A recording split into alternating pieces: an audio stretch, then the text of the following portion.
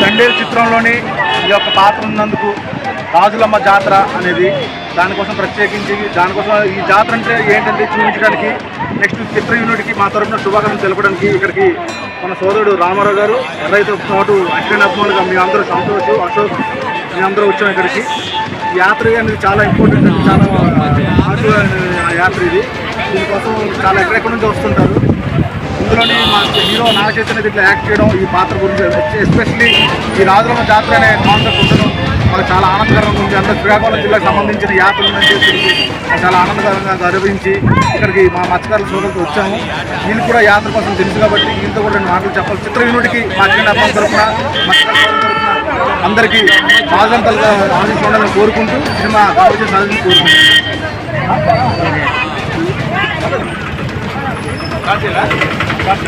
అందరికీ నమస్కారం.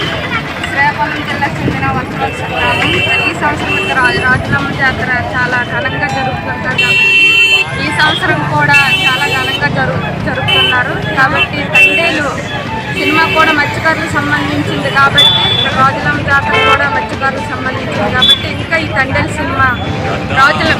సినిమాకు రాజులమ్మ ఆశీర్వాదం ఉండాలని మనస్ఫూర్తిగా కోరుకుంటున్నాను.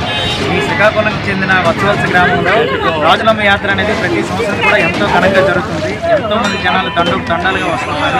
కానీ ఈ సంవత్సరం ప్రత్యేకత ఏంటంటే మా చైతన్య బాబు ఈ తండేల చిత్రం ద్వారా ఇక్కడున్న గ్రామ ప్రజలు మత్స్యకారులకు సంబంధించి తండేలు అనే చిత్రం తీయడం జరుగుతుంది. ఆయన ఈ చిత్రం తీయడం వల్ల ఇక్కడున్న ప్రజలకి ఇక్కడున్న సమస్యలు సినిమా ద్వారా బయటపడుతూ అలాగే వాళ్ళ సమస్యలు ఏంటనేది కూడా మనం తెలుసుకోవచ్చు.